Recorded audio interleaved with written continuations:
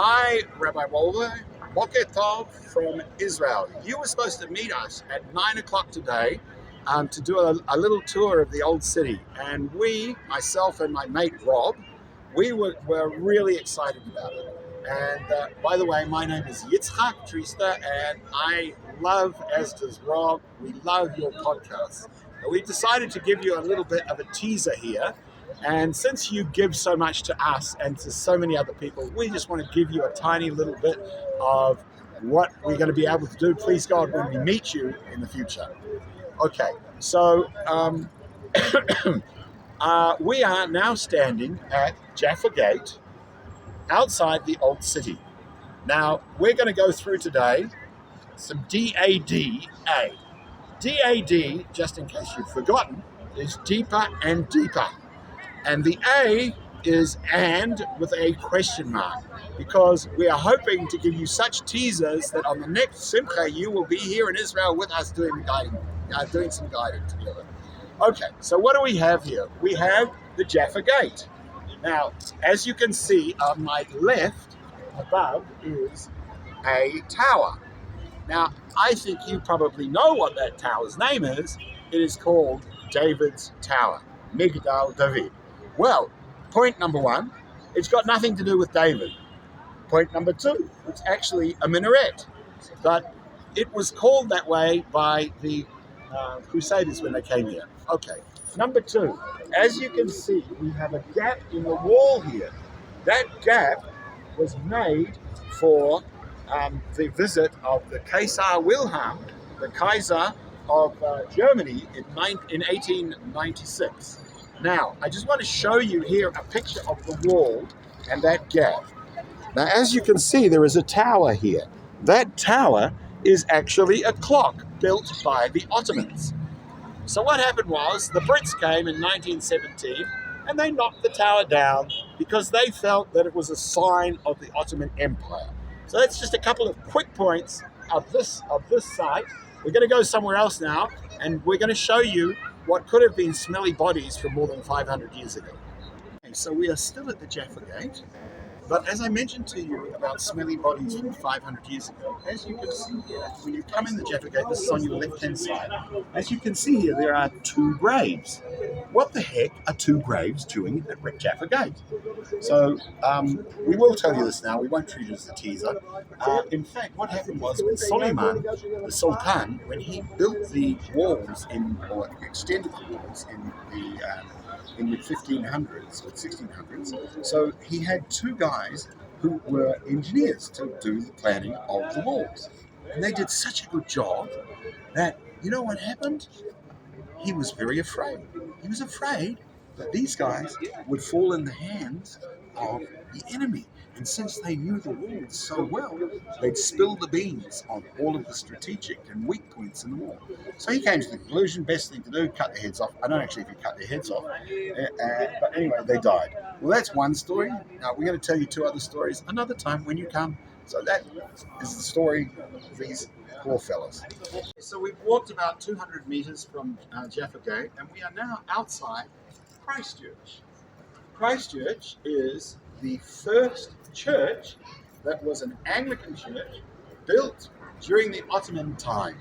And what's fascinating here, Rabbi Wolbe, is first of all, we're not going to take you in the church. You don't have to worry about that.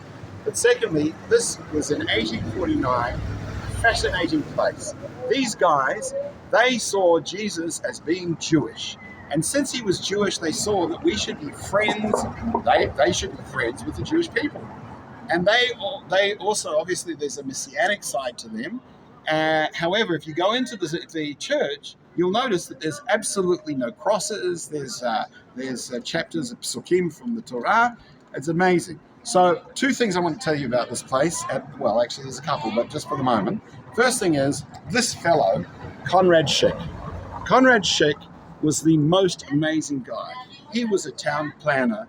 He was an archaeologist. He was a wonderful guy who was like a social worker, and his footprints and fingerprints are all over Israel. Now we're going to tell you something a bit more about him, just a little view of something unbelievable in a few minutes.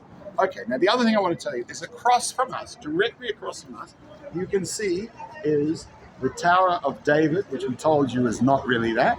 Anyway, Allenby, the Englishman, in 1917, he walked through here. He came to through the city by foot because he said that's how the pilgrims originally came here. He was the conquering power of the English, as opposed to Caesar Wilhelm, who you saw just before, 1896. They knocked down the wall to make a gate so that he can go through, that he doesn't have to get off his horse. So no horsing around here. Let's continue. Okay, so we now have gone from the entrance to Christchurch, and we are now in the museum, which is adjacent to the church. This is an unbelievable place. If you remember, we spoke about Conrad Schick. Now, Conrad Schick, he was connected to the Crimean War, as was this model in front of you. The Crimean War took place in the 1840s between Russia and France and England. And it was all about the holy sites in the Holy Land, and especially to do with the Church of the Holy Sepulchre. Now, it's unbelievable. 500,000 people should have died because of this. It was an argument between the Russian Orthodox and the rest of the Catholic world as to who had what control over where.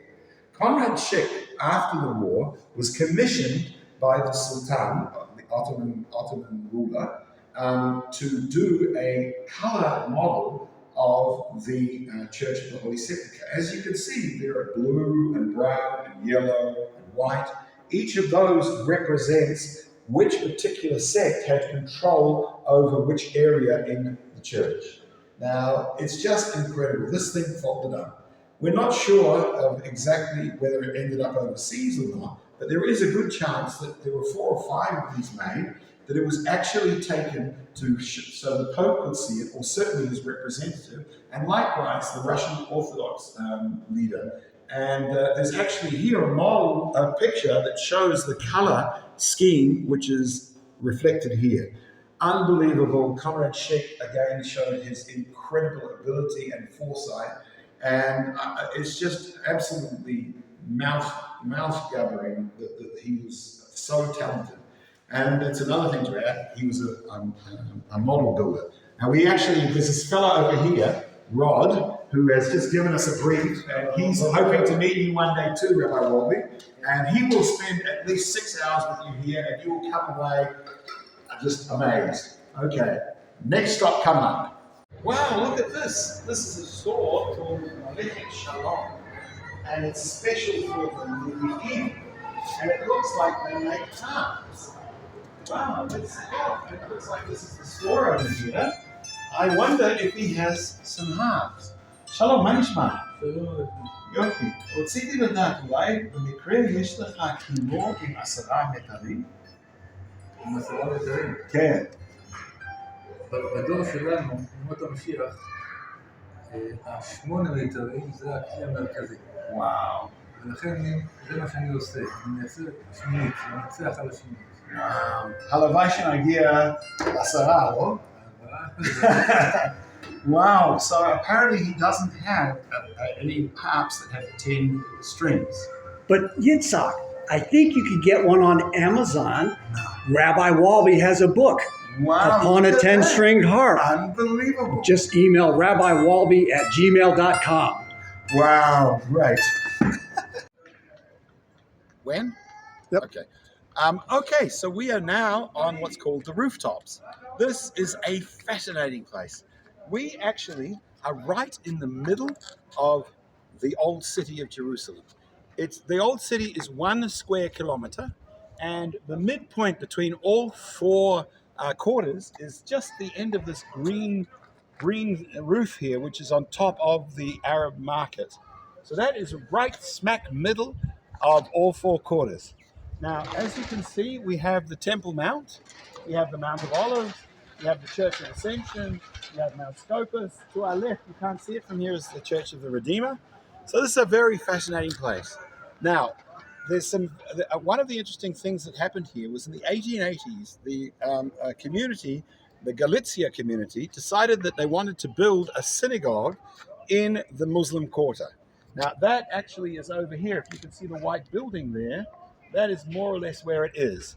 And what happened was that there were not always good relations between the Muslims and the Jews until this day. And so they decided that they would use a shortcut. They would come up, if you can see over there where the stairs are, and there's a couple of guys. So they would come from there and walk across the rooftops of the market and get to the synagogue and where they lived. So anyway, fast forward, we won't go into all the other details, we'll do that when you come.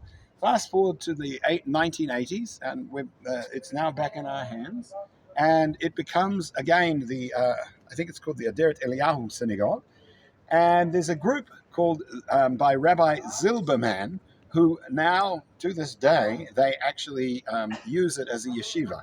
These guys wear tefillin all day long. They also wear tchelet, the blue cord, and fascinating place. Now, just the last thing I want to tell you about this goes back to Shai Agnon. Shai Agnon, he wrote many books and some plays, and in one of his plays, there's a guy who says a very interesting point. He says in the play that Jerusalem is a city that is connected by its rooftops, but it's divided.